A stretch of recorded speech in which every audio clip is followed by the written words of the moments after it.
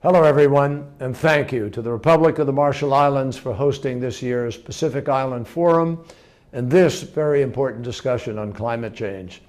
As President Loke recently wrote to me, the risks and threats posed by climate change are common to both of our countries, and our history and bonds run deep. Pacific nations like ours are on the front lines of a changing climate. In the United States, we had one of the driest years on record. More than 9.3 million acres were charred by wildfires. The Pacific Islands have experienced both historic droughts and the highest rates of sea level rise in the world.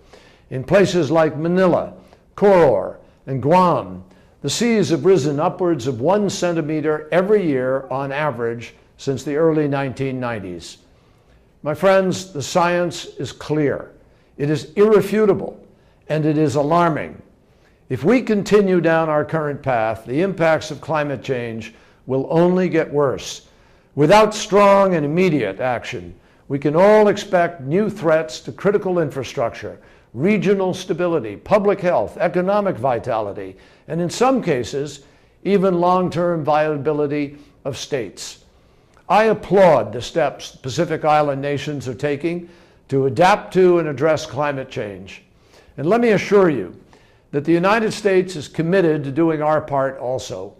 This summer, President Obama unveiled his Climate Action Plan, which will drive more aggressive action than ever before and help us meet our commitment to cut greenhouse gas emissions by around 17% from 2005 levels. And this will happen by administrative order by the President. We don't have to wait for Congress or someone else to take action. But we also know that no single nation can take on this challenge alone, and few have the resources to even try. Climate change is a global crisis, and it will require a global solution, one that includes shared resources, shared responsibility, and a shared sense of urgency above all. If we act together, there is still time to prevent some of the worst impacts of climate change. But the people of the Pacific Islands know as well as anyone that we also need to prepare communities for the impacts that are already being felt.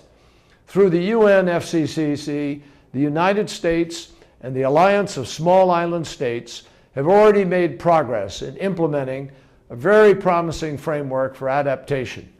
I stand with you in the fight against climate change, and I look forward to continuing to work together to ensure a more secure future for the Pacific family of nations and for the entire planet.